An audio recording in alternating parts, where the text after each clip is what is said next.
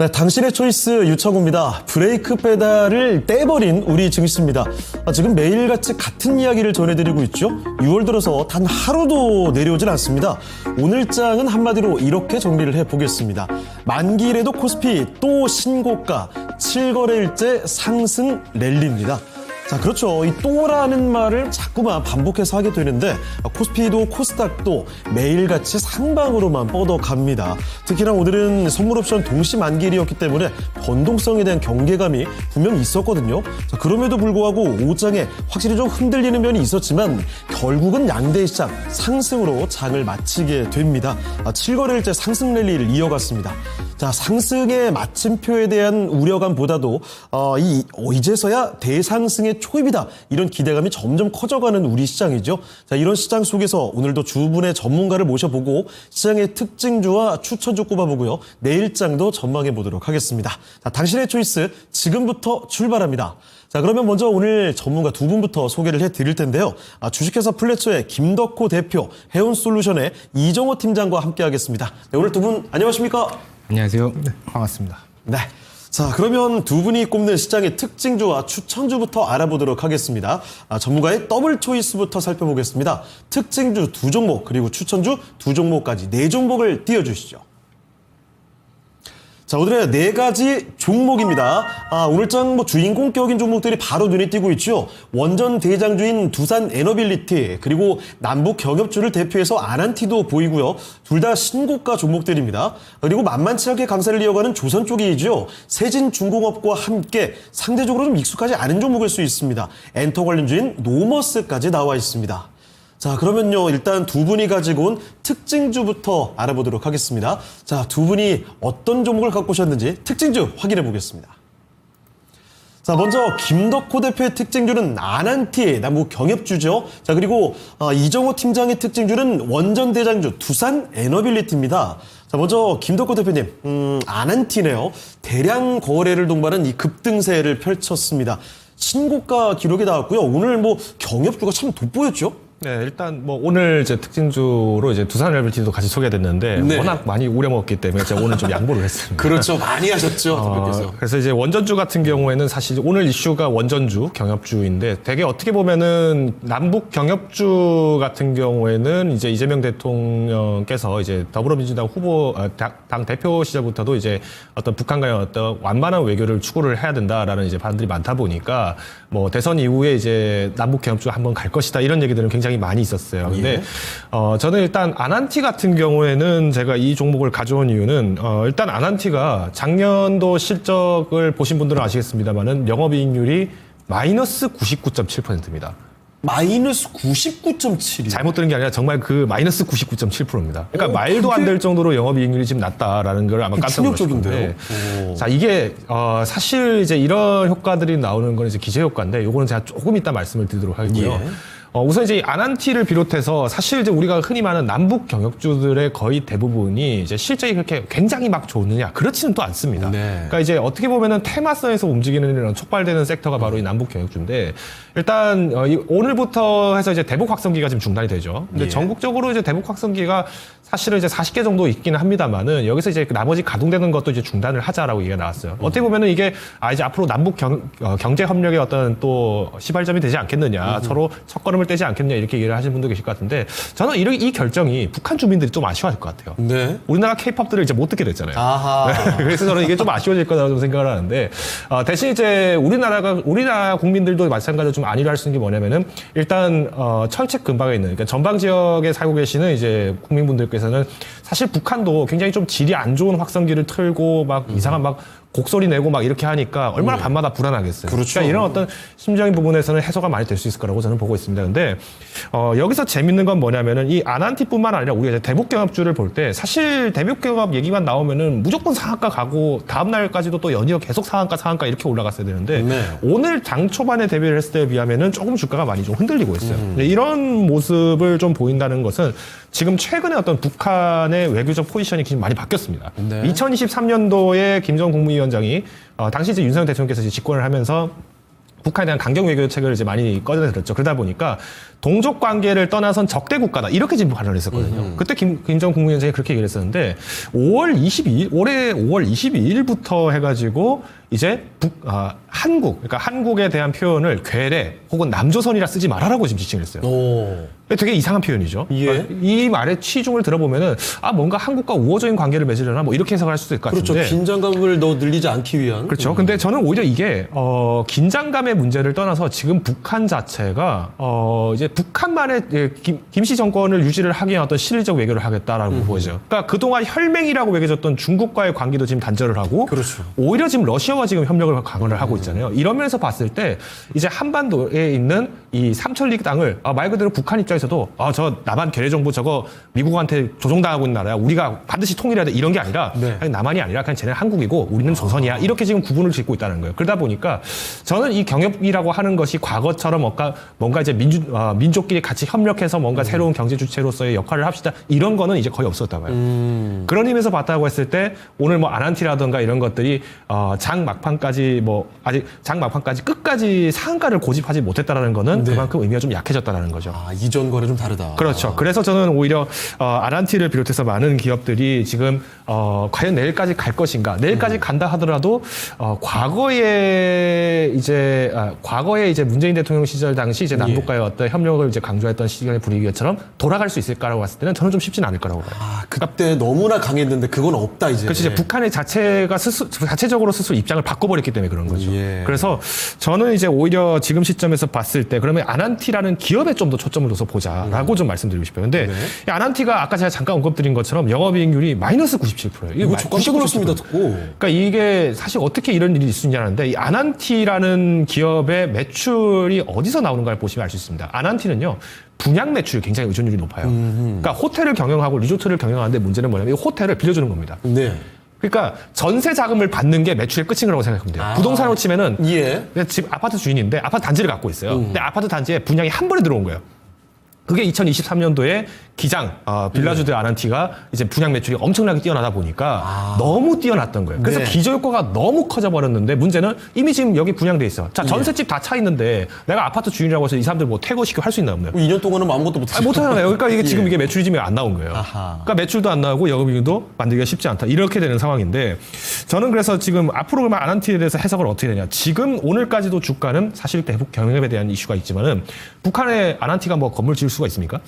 거의 불가하다 봅니다. 그리고 만약에 이제 여기다 건물을 짓는다고 하면은 심지어 남북 연락소도 그냥 마음에 안 든다고 폭파시키는 마당에 호텔 정도는 뭐 북한의 유경 호텔 대신해서 이거 이제 북한 겁니다 이렇게 하지 않을까요? 그래서 사실 아직까지는 남북 경협이라는 타이틀만에 한해서 이게 실적 전환되기는 너무 어렵다라는 의미를 말씀드리고 싶고요.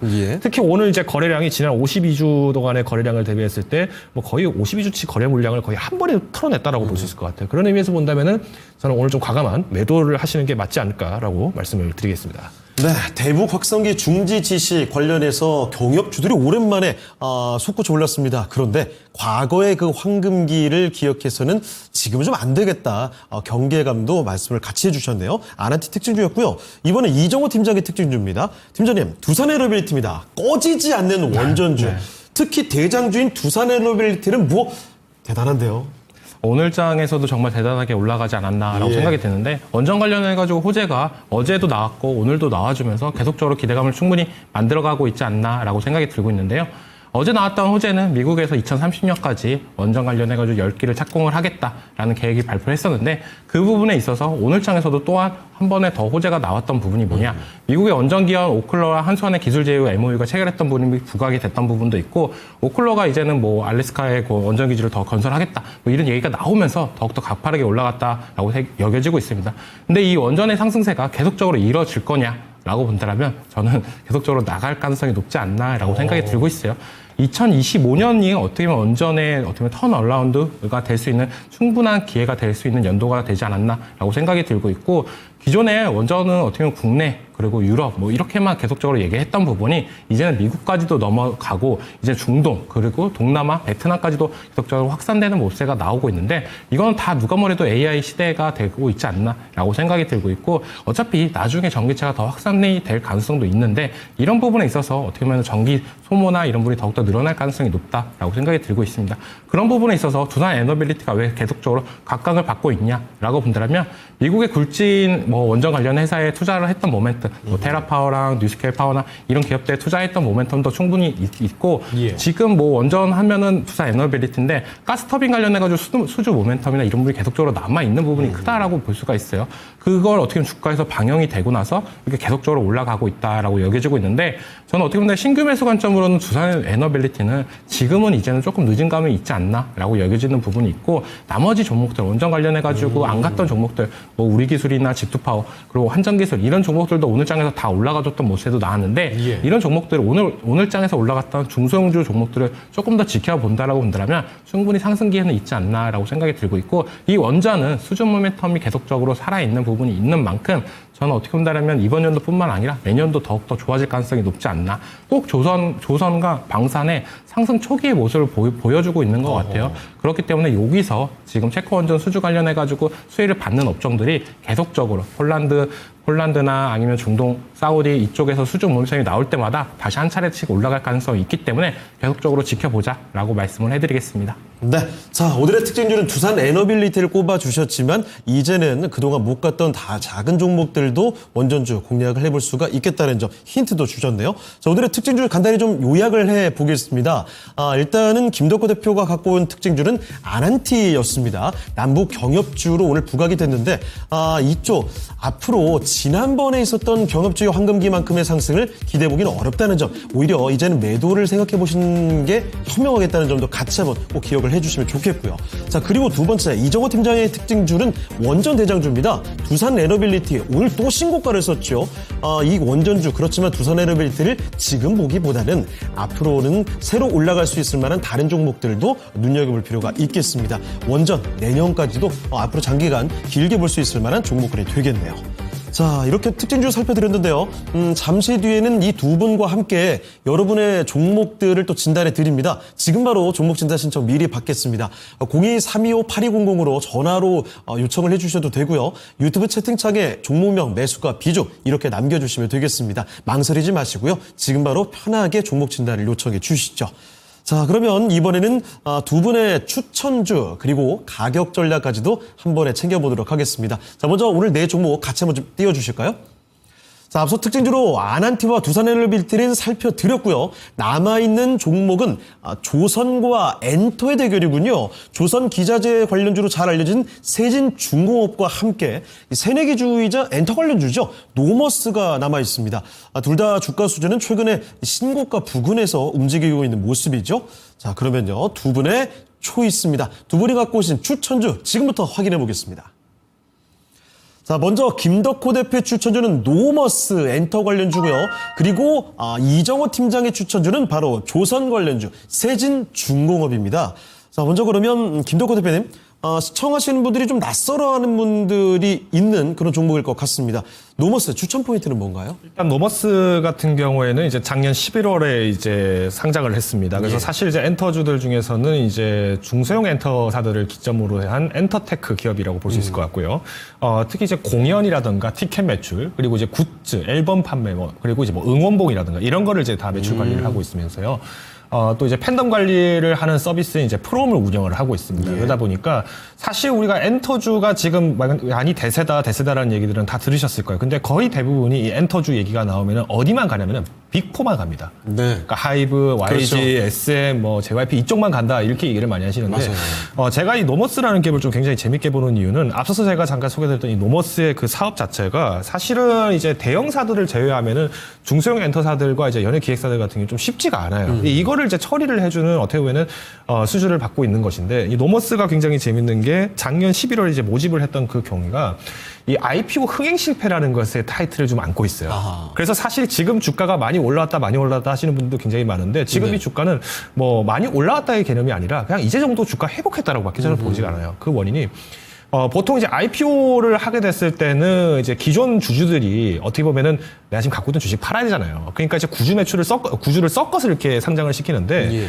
노머스 같은 경우에는 100% 신주 모비지입니다. 그러니까 이 말씀은 뭐냐면은 2022년, 23년도에 엔터 사업이 사실상 굉장히 많은 역풍도 맞았었고 뭐 하나님을 해제하리라 마냐 하면서도 중국이 여전히 어떤 공격적으로 어떤 대응을 해왔었고 이러다 보니까 연예 사업들이 쉽게 되지는 않았어요. 근데 노머스가 이때 오히려 모집을 했던 것이 지금 2024년 5년을 돌아가면서 지금 K 콘텐츠 활성화에 대한 어떤 자금을 미리 땡겨받은 상태이기 때문에 저는 오히려 지금의 상황에서는 FI들, 그러니까 재무적 투자자들이라든가 혹은 이제 뭐 VC들 같은 경우에는 5월에 지금 해소가 됐다고 봐요. 그래서 실제로 수급 내용을 보시면은 예. 5월 중순부터 해서 이제 사실상 기관들이나 외국인들이 전부 다 순매수 지금 전환하는 움직임이 좀 많아지고 있어요. 물론 이제 좀 기간을 한 20일 정도로 짧게 보시면은 기관들이 좀 단기적으로 물량을 내어놓은 것은 이제 5월 말부터인데 또 요때 물량은 어떻게 보면 이제 하반기 대비한 포트폴리오 정리선이고요.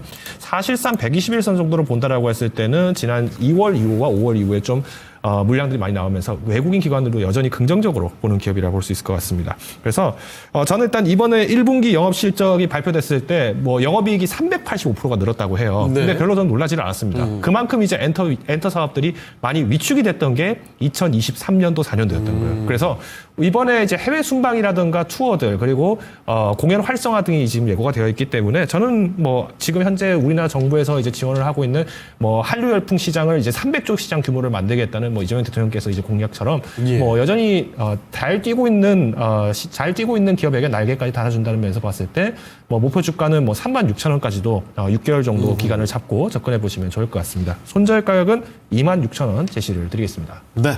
요새 뭐 BTS 멤버들도 제대를 하고 있고 블랙핑크 완전체 기대감도 나오고 엔터의 기대감이 높아질 때 바로 이렇게 엔터테크 관련주 노머스를 오늘 추천주로 잡아주셨습니다. 김덕호 대표의 추천주였고요.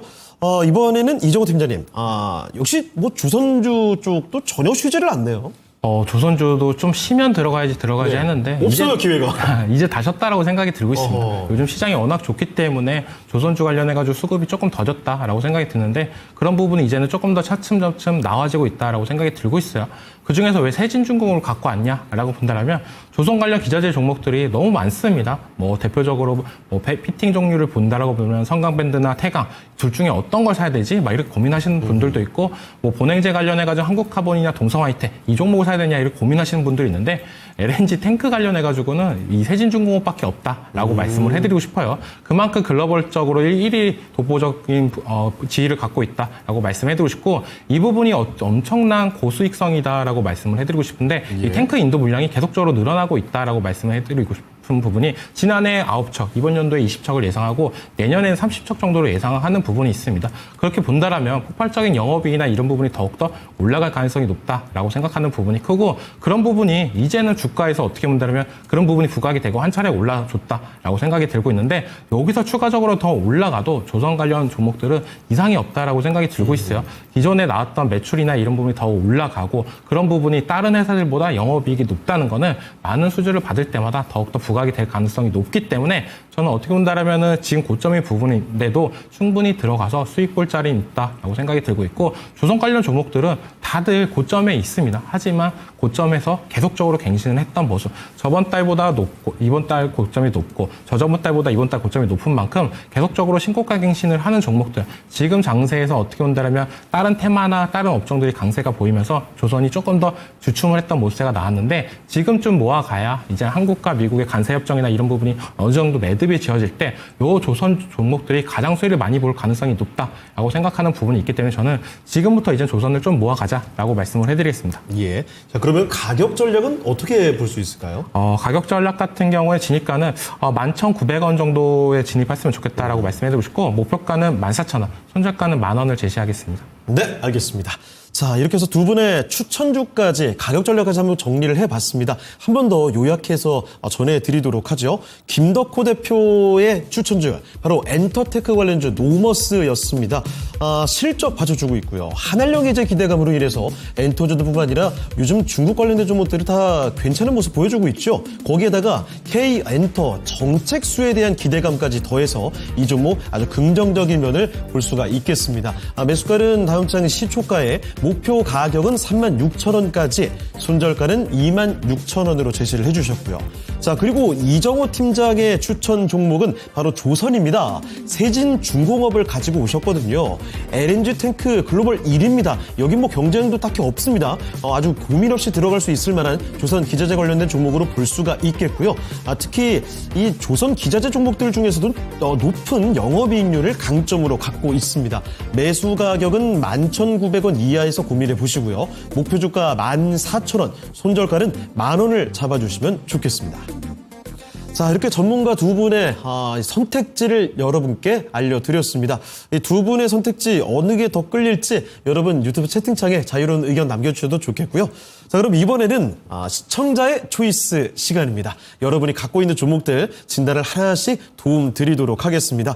먼저 전화 신청 받고 있습니다. 02-325-8200으로 전화 주셔도 되고요. 그리고 유튜브를 통해서도 자유롭게 신청하실 수가 있죠. 유튜브 채팅창에 종목명과 매수 가격, 비중까지 꼭 남겨주시길 바랍니다. 자, 지금 미리미리 빨리 남겨주시면 저희가 재빠르게 도움드리도록 할게요. 바로 여러분의 종목 진단 남겨주시죠. 자, 첫 번째 종목부터 가보겠습니다. 첫 번째 종목은요, 해사랑님의 종목입니다. 우리기술이군요. 역시 원전 관련해서 또 이야기가 문의가 나올 수밖에 없는데, 매수 가격이 2,450원입니다. 이게 오늘 주가 움직임이 저가가 2,410원이었고요. 고가가 2,860원이었습니다. 그러면 오늘 들어갔을 가능성도 있을 것 같은데요. 10%고요. 3,000까지 목표를 하고 있는데 보유해도 될런지 아니면 좀 팔아야 될지 질문이 들어왔습니다. 자, 김덕호 대표님, 우리기술입니다. 이 3,000원까지 목표 지점을 갖고 있다고 하시는데 괜찮을까요? 우리 기술을 투자를 하셨다라는 거, 그리고 이제 목표가를 3,000원으로 잡고 있다라는 걸 제가 딱 얘기를 들었을 때 3,000원 못 파실 것 같은데요, 이거. 욕심이 생길 것 같은. 욕심이 분명히 있으실 것 예. 같다라고 저는 생각이 들어요. 왜 제가 이 말씀을 드리냐면은 사실 이제 우리 기술이 이제 뭐 원전 사업 부문에서 이제 계측 설비 쪽을 담당을 하고 있고, 또 이제 시설 관리에서 이제 용역 매출을 또 만들고 있는 것은 사실입니다. 그래서 우리 기술이 이제 제가 왜 아까 3,000원을 목표로 갖고 있다라고 하는 거는 되게 좀 점잖게 표현을 하신 것 같고요. 사실 욕심은 작년 7월 18일 이후에 이제 3,300원을 돌파한 이후에 그 신고가를 한번 돌파할 수 있을까, 이거를 사실 물어보고는 싶은데, 지금 오늘 장에 좀 빠지는 걸 보니까 이렇게 얘기하기보다는 그래도 도저히 좀 팔고 나와야 되나, 막 이런 생각으로 한번 여쭤보신 게 아닌가라고 생각이 들어요. 근데 아까 제가 소개는 다 드렸습니다. 우리 기술 같은 경우에는 이제 뭐 계측 설비 쪽에서도 그렇고, 이제 원전 핵심 기술을 뭐 네 번째로도 뭐 취득했다, 뭐 사이트 들어가 보시면은 아주 자랑스럽게 다 이제 홍보를 해놨는데, 가장 아쉬운 게 뭐냐면요. 우리 기술을 비롯해서 지금 앞서서 이제 이정호 팀장님께서 지금 두산 레빌리티 같은 종목들도 굉장히 잘 갔는데, 이제는 중소형 종목들을 보셔야 된다라고 얘기를 하셨던 거로 저도 공감을 많이 하고 있거든요. 그런데 우리 기술 같은 경우에 조금 약점이 뭐냐면은, 지금 뭐 중소형 원전주들의 이제 한 절반 정도 되는 기업은 사실 영업이익률이나 어떤 실적들이 좀 부담스러운 게 있어요. 그러니까 펀더멘탈적으로 좀 약하다 보니까 기대감에 의해서 좀 반짝 상승했다가 웬걸 이게 빨리 회복이 안 되네 하면은 다시 썰물 나오고 이런 현상들이 나오거든요. 그렇죠. 이걸 이제 어디서 우리가 확인할 수 있냐면은 이제 수급에서 또 보면 알 수 있습니다. 자, 이게 지금 250일 순매수 현황인데, 외국인 기관이 모두 매도를 하고 있는데 개인만 지금 탑승을 하고 있어요. 그러면 이거는 어떻게 보면은 지금까지 주가를 만들어 왔을 때 떨어지더라도 사야 되고, 내가 지금 원금 회복해야 돼, 이렇게 지금 물려있는 물량들이 제법 적진 않을 거란 얘기라는 거죠. 여기에 이제 그럼 120일로 다시 한번 좁혀서 본다라고 했을 때도 기관은 오늘 좀 유독 많이 팔았어요. 그러니까 이거는 말 그대로 다른 원전주들 다 잘 가고 좋은데, 특히 우리나라 기관 같은 경우는 어떤 걸 중점으로 보느냐. 이제 좀 있으면 7월이란 말이에요. 7월이 되면은 반기가 바뀌기 때문에 전략이 바뀝니다. 그럼 이때는 당연히 현금 확보를 해야 되기 때문에 급등했던 종목들은 다 매도를 할 수밖에 없어요. 근데 지금 만약에 이 종목이 계속 두산 엘러빌리티를 비롯해서 많은 종목들처럼 실적이 계속 중장기 성장을 확정적으로 할 수 있을 것 같다, 너무 좋다라고 한다라면은 오늘도 좀 더 매집을 했을 가능성이 있다라고 봐요. 그런 의미에서 봤을 때 우리 기술은 지금 60일, 20일선 순매수 현황을 본다라면은 조금 물량이 좀 나오고 있다는 걸 봤을 때, 결국은 개인들 간의 어떤 서로 이제 물고 뜯는 현상이 조금 당분간은 나올 수 있다는 점이 좀 보여집니다. 그래서 뭐 제 소견이긴 합니다만은, 우리 기술을 꼭 원전주 입장에서 봤을 때 조금 더 기대가 된다라고 해서 원전주라는 이유만으로 우리 기술을 꼭 3,000원 이상의 돌파를 꼭 고집을 해야 되냐, 저는 그럴 필요는 없다고 봐요. 그리고 지금 비중이 한 10% 정도 되시기 때문에 조금 무거워요. 그러니까 우리가 뭐 투자의 기본이 항상 이제 뭐 건실한 기업 찾아야 된다, 펀더멘탈 강해야 된다 하지만, 사실 이게 투자해 보면 재미가 없거든요. 그래서 변동이 좀 큰 종목을 좀 찾으신 것 같은데, 저는 결국에는 이게 개인 간의 폭탄 돌리가 될 가능성이 좀 일부 있기 때문에 가급적이시면은 내일 장중에 조금 추가 상승이 나왔을 때는 비중을 좀 좁히시는 방안을 좀 권고를 드리고 싶어요. 그래서 꼭 내가 우리 기술을 한 3,000원 돌파 가능할까요라고 보신다면은 3,000원까지는 좀 내년까지 좀 더 기다려 보시길 같아요. 그러니까 한전 KPS의 조금 다른 버전이라고 보시면 될 것 같은데 차라리 저는 만약에 용역 매출, 관리 매출을 좀 강하게 보고 있다라면은 한전 KPS를 좀 더 보시는 게 맞지 않나라고 이야기를 드리겠습니다. 그래서 제가 오늘 소견은 일단 1차 목표가는 2,700원입니다. 그러니까 높지 않다는 점 감안해 주시면 좋을 것 같고요. 가급적이면은 오늘 매수가가 좀 상당히 높은 편이시기 때문에 종목 교체하시는 걸 권고를 드리겠습니다. 네. 자, 이렇게 원전 관련주 우리 기술 여기서는 너무 큰 욕심은 좀 자제를 해주시는 게 어떨까 싶네요. 첫 번째 종목이었고요. 자, 다음 종목도 바로 가겠습니다. 아카시아 향기님의 종목인데, 그래요. 사실 에너지 관련해서 원전도 솟구치고 태양광, 뭐 풍력 다 가는데 이쪽이 너무 잘 안 갔죠. 수소입니다. 일진 하이솔루스. 매수 가격이 4만 원이고요. 12% 비중입니다. 일진 하이솔루스가 지금 15,000원이거든요. 수소 갈까요?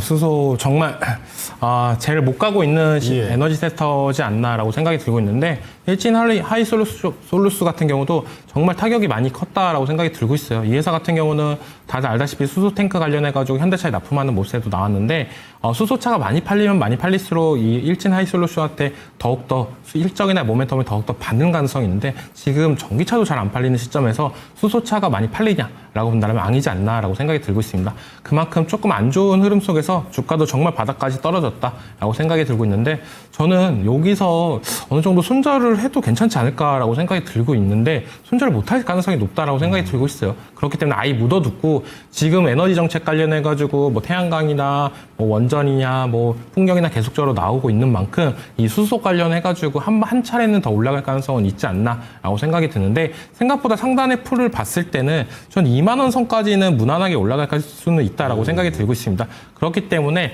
만약에 손절 내가 이 종목을 너무 오래 들고 있는 것보다는 차라리 다른 종목을 수익을 챙기는 게 낫지 않나라고 생각이 드는 만큼 2만 원 선 부분부터는 저는 이제 손절도 생각을 하시면서 만약에 22,000원 부근에서 저항이 세게 맞는다라고 본다면 그때는 2만 원 선에서 정리를 꼭 하시는 게 좋지 않나. 왜냐면 지금 이런 에너지 관련 섹터들은 딱 뉴스가 다 나옵니다. 이쪽을 먼저 투자를 하겠다. 왜냐? 회사 자체적으로 투자를 할 수 있는 것보다는 어느 정도 나라에서 도움이나 이런 부분이 정책이 맞물려야지만 올라가는 부분도 있어요. 만약 국내 정책에서 수소차를 계속적으로 밀어주는 정책이 나온다라고 본다면 그때 들어가도 늦지 않았다라고 생각하는 만큼 아직까지는 수소에 대해서 아직까지는 긍정적인 모멘텀보다는 부정적인 부분이 많은 만큼 저는 지금은 어느 정도 상승했을 때는 손절을 하시는 것도 어떻게 보면 괜찮은 전략이지 않나라고 말씀을 해드리겠습니다. 네. 자, 일진 하이솔루스입니다. 수소 관련된 종목이죠. 정말 많이 내려갔다가 최근에 10거래일 동안 계속 상승이 나와주고 있습니다만 너무 여기도 큰 욕심을 부리지 마시고요. 2만 원대부터는 조심해 보시는 게 어떨까 싶네요.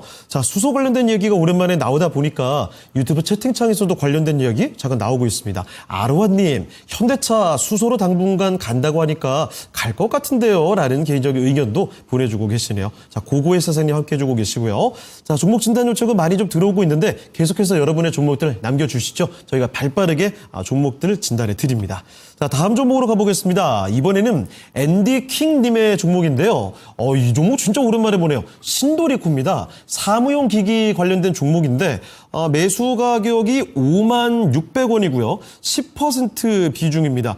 56,600원이면은 이거 좀 최근에 많이 올라갔거든요. 따라가신 게 아닌가 싶은데 김동건 대표님, 신도리코 여기서 좀 승부 볼만한 종목 맞습니까? 저는 좀 지금 위치라면 저는 승부 보기가 굉장히 어려울 거라고 봐요. 왜 제가 이 말씀 드리냐면은, 그러니까 아마 이 신도리코가 지금 굉장히 주가 위치가 갑자기 높아졌어요. 근데 사실 실적을 보신 분들 아시겠지만, 실제 신도리코가 뭐 하는 회사죠? 복합기 판매하고 프린터 판매하는 회사잖아요. 빌려주고 이렇게 하는 회사인데, 이게 지금 사실 실적이 성장할 수 있을까요? 성장 모멘텀이 그렇게 크지는 않습니다. 근데 이제 기대가 되는 걸 하나 뭐냐면은 신도리코 자체는 일단 부채 비율이 굉장히 낮아요. 그러니까 돈이 많은 회사라는 겁니다. 그러다 보니까 뭔가 다른 사업으로 지금 옮겨갈 거야. 뭐 이런 이제 기대감에 좀 상승할 수도 있는 것이 있고, 그다음 두 번째는 뭐냐면은 신도리코가 사실 재밌는 게 매출이나 이런 것들이 뭐 그래도 어느 정도 외형적으로는 좀 어느 정도 견조하게 유지를 하고 있어요. 근데 문제가 되는 게 하나 뭐냐면은 일단 이 신도리코를 비롯해서 지금 이제 어떤 단일 기업들 있잖아요. 그러니까 지주사 격으로 되어 있는 사실상 이제 상장되는 단일 기업들은 주가가 지금 모습이 거의 이렇습니다. 비슷한 예시 하나 들어볼까요? 성창기업 지수 아세요? 성창기업 지수? 네. 수소 관련된 쪽 아니에요? 그쪽? 아닙니다. 그 목재 관련된 문제. 아, 네네네. 네, 성창기업 지수도 실제로 차트 보신 분들은 아시겠지만 주가가 계속 엄청나게 가파르게 올라가고 있어요. 그래요? 오늘까지도 아마 제가 잠깐 기억을 한 거로는 뭐 성창기업 지수가 오늘도 뭐 굉장히 가파르게 주가가 올라간 것으로 알고 있는데 이런 모습들이 왜 나오느냐라고 한다면 일단 첫 번째 PBR이 1이 안 됩니다. 저 PBR 주라는 거죠. 예. 근데 지금 이재명 대통령께서 지금 어떤 얘기를 하셨죠? 우리나라 주식장에 대해서 어떤 활성화를 위해서 우리가 과거 이제 윤석열 대통령께서 주도를 했던 K-밸류를 이제 다시 올리겠다. K-밸류업을 하겠다라는 거에 대한 이제 방안을 좀 더 이제 기술적으로 정비를 하자라고 하면서 이제 얘기가 나오다 보니까 이런 지주회사들이 다시 또 올라가는 거예요. 왜? 그동안 주가를 지주사들 입장에서는 내가 계열사들 거 빨리 자산 늘려가지고 어떻게 보면은 회사의 자산을 빨리 늘리되 실제로 내가 주주들한테는 돈 안 주겠다라는 욕심으로 지주사들 주가를 계속 눌러놨단 말이에요. 네. 근데 그걸 누르지 못하게 만들게 하기 위해서 이번에 제도 개편을 하겠다 하자마자 다들 이제 투자자들이 기대감에 다 지금 지주사들이라든가 단일 회사들 이런 것들을 지금 다 공격적으로 매집을 하고 있다는 거죠. 찾아 나서고 있는 거죠, 지금. 그렇죠. 그러다 보니까 결국 시장에서는 뭐 아시겠지만 다 먹거리 찾아서 떠난다라는 부분에서 봤을 때 뭐 그렇게 나쁘진 않다라고 볼 수 있겠지만 뭐 오늘까지도 한번 볼까요? 지금 수급 현황 보시면은 60일 동안 그러니까 이제 한 석 달 동안의 수급 현황을 보시면 지금 이 주가는 지금 기관들이 다 쌓아놨어요.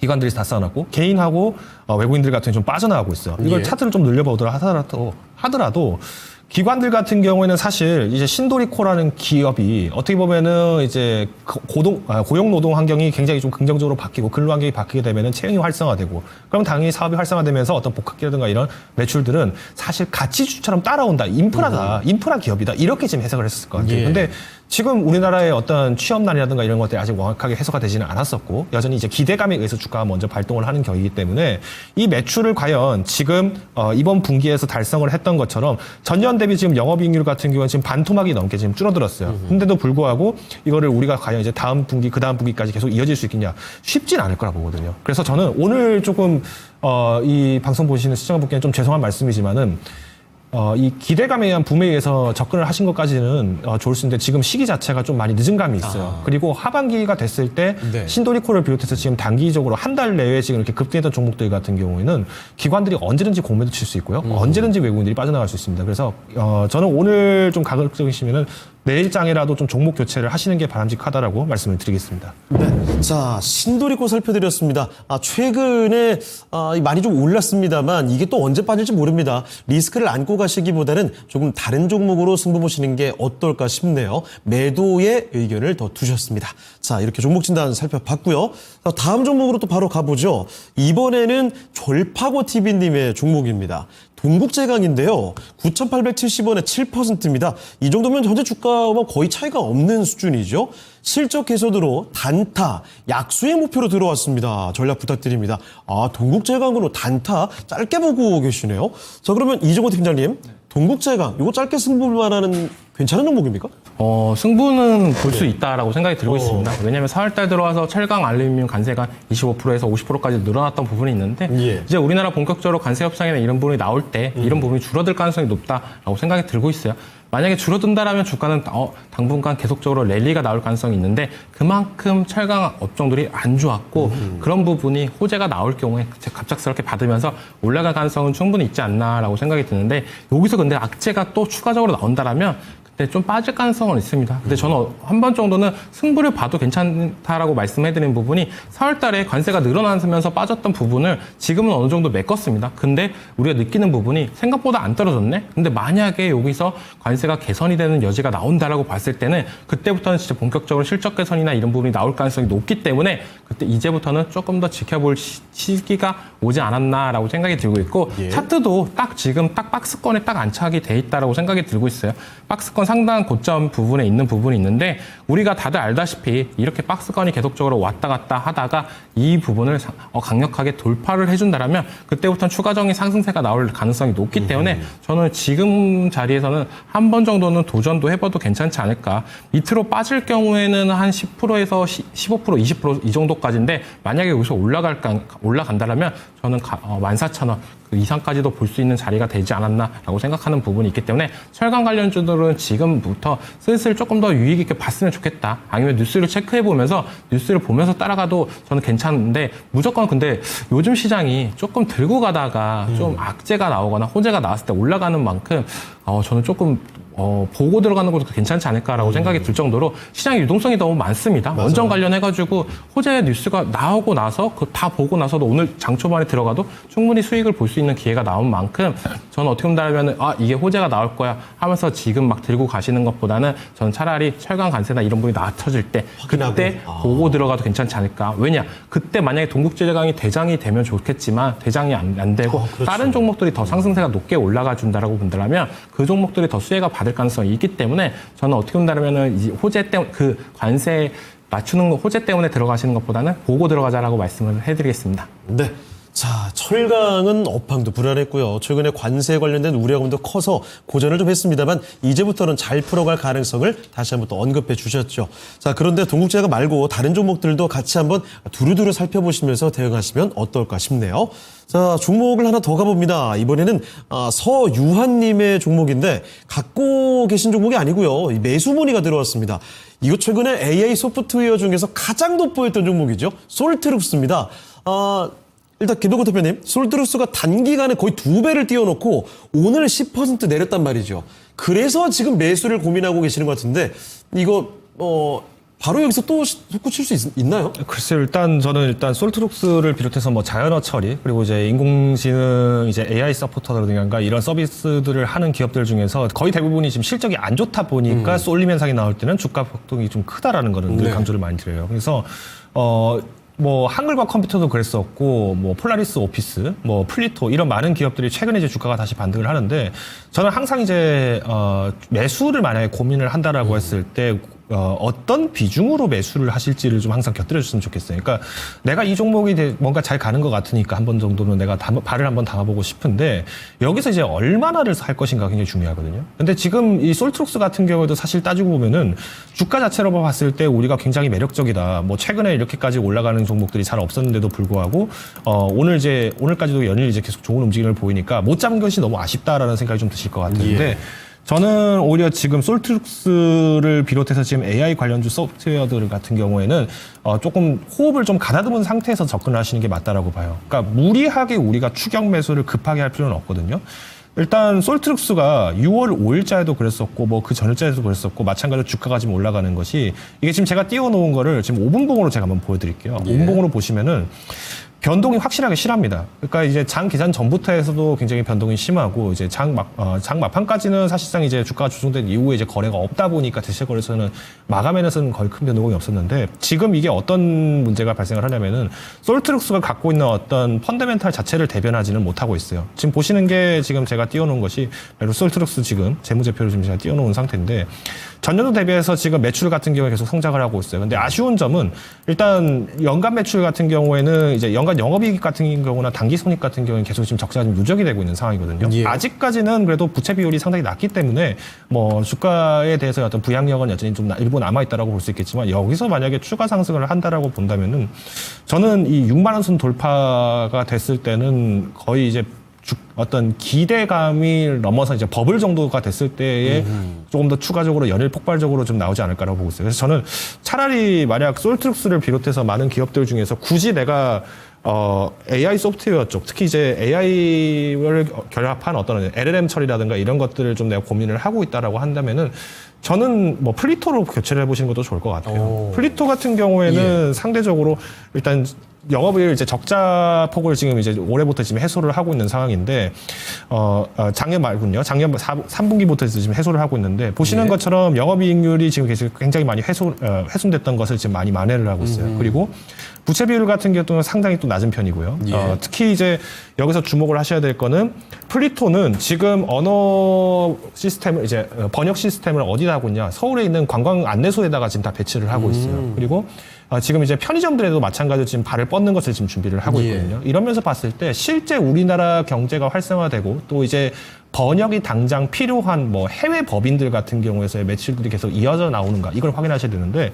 플리토는 지금 미국 법인 매출들이 굉장히 많아요. 그래서 저는 당장에서 만약에 AI 번역이라든가 소프트웨어 쪽을 본다라고 하면 일단 매출이 있는 곳을 보셔야 된다. 그래서 시총이 모든 걸 대변하지는 못하겠지만은 그렇다 하더라도 우리가 지금 최근 6월 그리고 7월 초까지는 상승장이 이어진다 하더라도 조금 옥석 구별은 하셔야 된다라는 의미에서 매수보다는 조금 당분간은 한 1주에서 한 2주 정도는 관망을 하시자라고 말씀을 드리겠습니다. 네.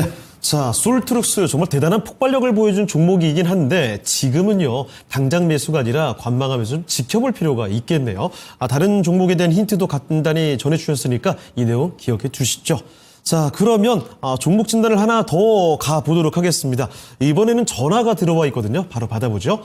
네, 시청자님 안녕하십니까? 예, 안녕하세요. 네, 반갑습니다. 네, 반갑습니다. 고맙습니다. 네, 어떤 종목 도와드릴까요? 예, 그 하나마이크론을 예. 15,000원에 한 5% 갖고 있어요. 그래서 더 추가 매수 가능한가? 저 좀 떨어질까 싶어갖고 무서워서 추가 매수를 못 하고 있거든요. 이거 한 1년 보유하셨죠?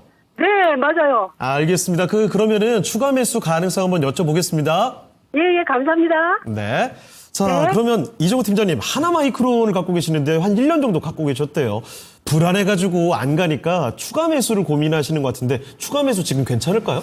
전 충분히 해도 괜찮지 않을까라고 말씀을 해드리고 싶어요. 반도체가 지금은 좀 많이 달라지고 있다라고 생각이 들고 있고 지금은 어떻게 보면 반도체 막 사이클 얘기하잖아요. 지금이 어떻게 보면 회복기다라고 말씀을 해드리고 싶습니다. 그만큼 지금 SK하이닉스는 정말 잘 가고 있지만 다른 반도체 관련 종목들을 본다면 바닥권에 있는 종목들이 되게 많은데 이 하나마이크론도 좀 대표적인 종목이지 않나라고 생각이 들고 있고 패키징 관련해가지고 기술력이나 이런 걸 봤을 때 국내 1위다라고 말씀을 해드리고 싶어요. 작년에 물론 조금 어떻게 본다면은 다른 해외 법인 매출이나 이런 부분이 좀 적자가 나오면서 안 좋았던 모습도 있었는데 그런 부분은 이번 연도에 조금 털고 많이 좋아지는 모습도 있으니까 실적 개선이나 이런 모습도 있으니까 좀 나아질 가능성이 높지 않나라고 말씀을 해드리고 싶습니다. 지금 평단가가 생각보다 높아요. 이 가격대까지 만약에 이번 연도는 가능성은 있겠지만 꽤 오랜 시간이 걸리는 만큼 저는 추가 매수를 해가지고 평단가를 좀 낮춘다라고 본다면 충분히 수익으로 나올 가능성도 있지 않나라고 말씀을 해드리고 싶고 지금 매수가가 15,000원이잖아요.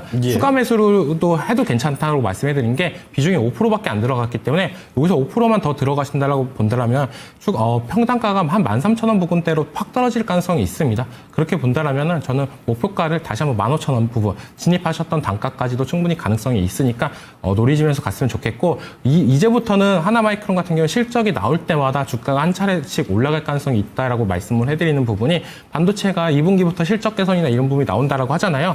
하나마이크론도 전망을 하는 부분이 다 이번 연도부터는 좀 약간의 실적 개선이나 보여주고 있습니다. 그렇기 때문에 어떻게 본다면 지금 1분기 때보다 2분기 때 컨센이 더 높은 만큼 저는 조금 더 기대해 볼 수 있는 부분이 있지 않나. 폭발적으로 실적이나 이런 부분이 나타나 준다라고 본다면 반도체도 살아나는 모습에 나와주면서 전체적으로 반도체 관련 종목들이 나올 가능성이 높고 하나마이크론은 또 HBM 시장에서 계속적으로 밀접한 부분, 패키징 기술인가 이런 부분이 맞아떨어지는 부분이 있기 때문에 계속적으로 HBM이 단계가 올라갈수록 더욱더 부가 가치가 나올 가능성이 높다라고 말씀을 해드리겠습니다. 자, 그러면 추가 매수는 지금 시점에서 해도 괜찮은 걸까요? 네, 지금 가격대 충분히 노려도 괜찮다라고 말씀해드리고 싶고 지금 가격대 하시면 이제 13,000원 정도로 떨어지니까 예. 목표가를 15,000원으로 제시하겠습니다. 네, 알겠습니다. 자, 실장님, 일단은 추가 매수 지금 가능할 것 같습니다. 그렇게 됐을 때는 매수 가격 15,000원대까지는 충분히 반등이 가능하니까 손실 안 보고 나올 수 있겠네요. 힌트 되셨나요? 네, 감사합니다. 예, 알겠습니다. 수고하세요. 손실 보지 말고 잘 나오세요. 네네, 감사합니다. 네, 다음에 또 전화 주시길 바랍니다. 네네, 감사합니다. 네. 자, 이렇게 해서 전화 종목 진단 받아봤습니다. 하나마이크론. 이거 거의 1년 동안 보유하시면서 걱정을 좀 많이 하신 것 같은데 아무쪼록 잘 대처하시길 바랍니다. 자, 그러면 종목을 하나만 좀 더 볼까요?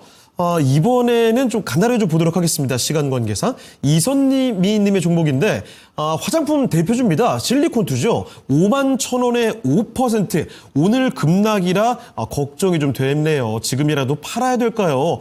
이거 어제가 급등이 나와서 그때 좀 아주 긍정적으로 보셨다가 급락 나오니까 또 금세 불안해지신 거죠.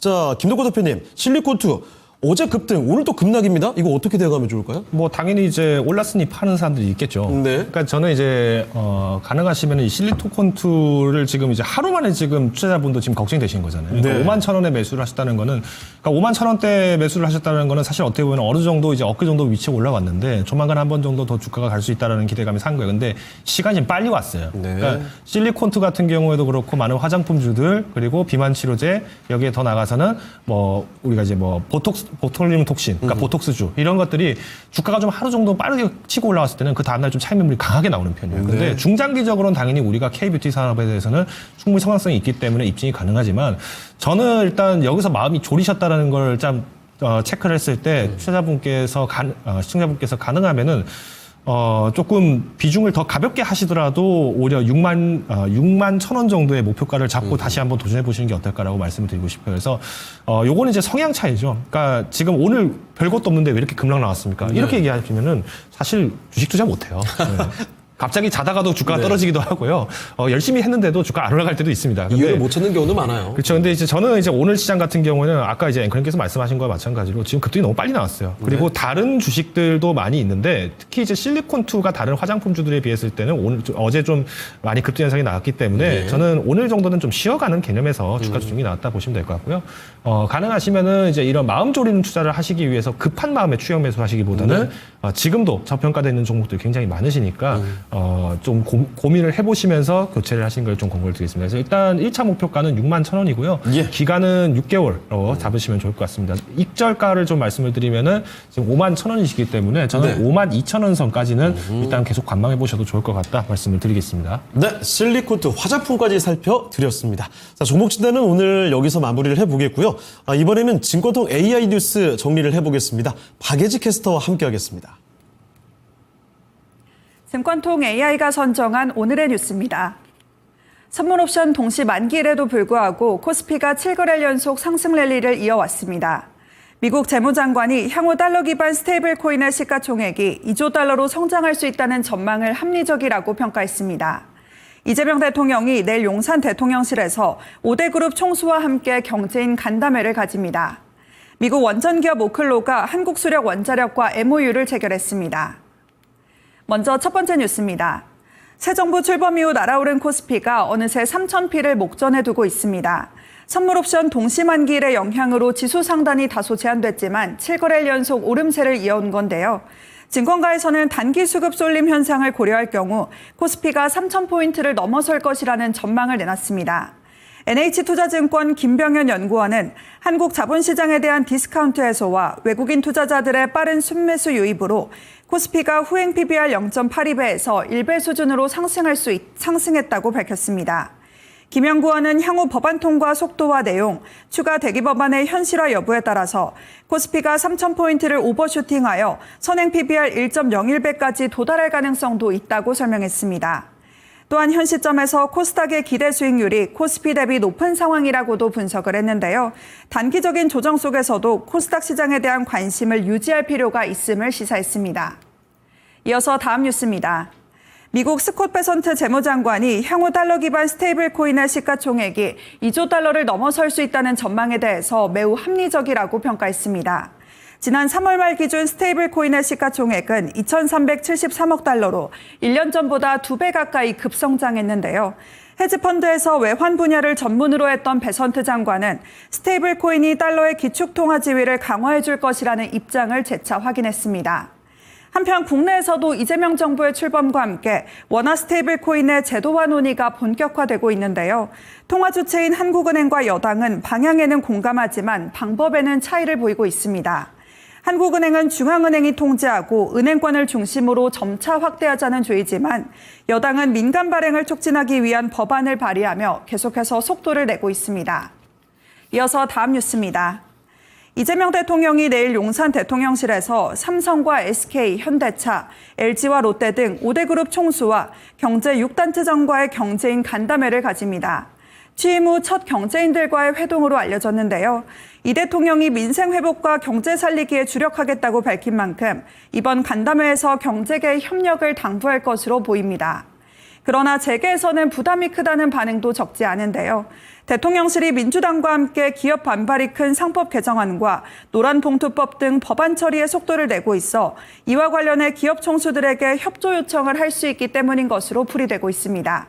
이와 함께 과거처럼 새 정부 출범에 맞춰서 대규모 투자나 고용 확대가 필요하다는 요구를 받을 수도 있는 것으로 전망되고 있습니다. 이어서 마지막 뉴스입니다. 미국의 대표적 원전업체인 오클로가 한국수력 원자력과 기술 개발을 위한 MOU를 체결했습니다. 또한 공군기지 전력 공급을 땄다는 소식도 더해지면서 긍정적인 투자 심리가 형성됐는데요.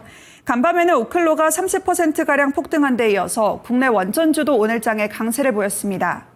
더불어 이재명 대통령이 체코 총리와 전화통화를 갖고 K 원전 수출에도 힘을 싣는 모습이었는데요. 체코에 진출한 100여 개 한국 기업에 관심과 지원을 당부한다는 메시지를 남겼습니다. 이 같은 소식에 대표적으로 두산에너빌리티가 6.85% 급등하며 54,600원의 종가를 형성했습니다. 지금까지 목요일 주요 증시 뉴스 짚어드렸습니다. 이 밖에 오늘의 테마주와 종목 한 줄 브리핑까지 알고 싶다면 증권통 모바일 앱에서 확인해 볼 수 있습니다. 지금까지 증권통 AI 뉴스로 정리해드렸습니다. 네, 증시의 기대감을 올려주는 국내외 대표 뉴스들 증권통 AI 뉴스로 정리를 해봤고요. 이제는 내일장 초이스 시장 전략 좀 보도록 하겠습니다. 김덕호 대표께서 보시는 내일장 시장의 초이스 어떻습니까? 네, 일단 오늘 뭐 선물 옵션 만기일인데 뭐 아마 어제 많은 고민들을 하셨을 것 같아요. 그러니까 내반이 나르니까 또 뭐 시장 조정되는 거 아니냐. 그렇죠. 뭐 이 기세로 뭐 코스피 다시 이제 3천 못 걷고 다시 또 꼬꾸라지는 거 아니냐 이렇게 일하시는 분들 많을 것 같은데 저는 어제 오히려 반대였습니다. 그러니까 시장이 선물 옵션 만기일이라고 해서 무조건 떨어지냐 그건 아니거든요. 그러면 이제 지금 우리가 이제 주목을 했을 때는 뭘 봐야 되느냐. 바로 어떤 종목을 내가 갖고 있는데 반기 그리고 분기 전에 어떤 수급의 변화가 있었는가 그리고 직접의 어떤 매집이 있었는가라는 걸 반드시 추적을 하셔서 외국인과 기관에 대한 분석 효과를 보셔야 된다 말씀드리겠고요. 두 번째는 뭐냐면은 뭐 제가 지난 시간에도 말씀드리겠습니다만은 이제 어떤 종목에 대한 아직까지 좀 손실이다. 요즘 시장 잘 가는데 계속 제 종목 손실이에요. 이렇게 하시는 분들도 간혹 계시거든요. 그래서 제가 힌트를 드렸습니다. 추가 매수하시고 어느 정도 이제 반등이 나왔을 때는 과감하게 원비중으로 돌아오라고 말씀드렸는데 지금도 여전히 그 전략은 유효할 것으로 지금 보여지고 있기 때문에 단기 매매를 통해서 빠르게 손실을 회복을 하셨으면 좋겠습니다. 예. 마지막으로는 이제 지금 7월까지 한 2주에서 3주 정도밖에 시간이 남지 않았어요. 그 그렇죠. 말인즉슨 이제 7월이 되면은 증권에서 레포트를 엄청나게 냅니다. 네, 맞아요. 상반기는 달랐지만 하반기는 다를 것이다. 그렇죠. 상반기는 고꾸랐지만 하반기는 다르질 거다. 이런 식으로 얘기를 할 건데 네. 지금 그걸 어디서 알 수 있느냐? 지금 오늘 수급 보시면요. 순매도에 꽃버스를 팔았어요, 외국인들이. 아하. 자, 이건 뭐겠습니까? 지금, 선물 옵션 만기일 때 분명히 박살날 줄 알았는데, 박살 안 나네? 이거 어떡하지? 빨리 팔고, 지금 상승장에 배팅해야겠다. 이렇게 지금 보고 있다는 거거든요. 그러면 7월 초순까지 우리가 좀 올라갈 수 있는 가능성은, 떨어질 가능성보다 좀 높게 점치고 있다는 것을 우리가 이런 수급을 통해서도 알 수 있어요. 그래서 전반적으로 우리가 단기 매매를 조금 활용할 수 있는 전략으로 마련하시자라고 역을 드리겠습니다. 네, 자, 그럼 이번에 이정호 팀장께서는 내일장 초이스 어떻습니까? 요즘 계속적으로 똑같은 얘기를 하고 있는 것 같아요. 정책주 순환매가 나와주고 있는데 그 부분에 있어서 좀 체크해 볼 필요는 있다라고 말씀해드리고 싶고 조금 더 따라가려고 할 때 너무 높게 따라가는 것보다는 지금이 이제 상승 초기다라고 생각이 들 때는 무조건 따라가더라도 어느 정도 수익을 주는 장이 되지 않았나라고 생각이 들고 있고 뉴스에 따라서 종목들의 희비가 계속적으로 교차되는 장세가 나오고 있지 않나라고 여겨지고 있습니다. 호재 뉴스가 나왔을 때는 더 크게 올라주는 게 요즘 시장인 만큼 뉴스를 계속적으로 집중하면서 이 뉴스에는 이 종목들이 올라갈 가능성이 높겠구나. 항상 요즘에는 장 시작 전이 더 중요한 것 같아요. 왜냐면 그때 어느 정도 종목들을 리스트를 추려놔야 그때 이제는 장 시작하고 나서 수익을 챙길 가능성이 높기 때문에 뉴스에 조금 집중하자 말씀해드리고 싶고 많이 올라가는 종목들은 이제 슬슬 분할 매도를 하면서 다른 어떻게 본다면 이제는 저가 쪽에 있는 종목들도 한 차례씩 올라갈 가능성이 있다라고 생각이 들고 있습니다. 그렇기 때문에 고점의 종목들은 어느 정도 수익을 챙기면서 가시는 전략도 맞지 않나라고 말씀을 해드리겠습니다. 네, 이렇게 두 분의 내일장 초이스까지 두 분 이야기 다 들어봤습니다. 아쉽지만 두 분 여기서 보내드리죠. 네, 오늘 두 분 말씀 고맙습니다. 네, 이렇게 해서 오늘 당신의 초이스는 여기서 인사드리도록 하겠습니다. 지금까지 다양한 투자 판단에 대한 도움 말씀을 드렸습니다. 하지만 특정 종목의 상승과 하락을 보장하지 않는다는 점 꼭 기억을 해주시고요. 저희는 내일 이 시간에 다시 뵙겠습니다. 고맙습니다.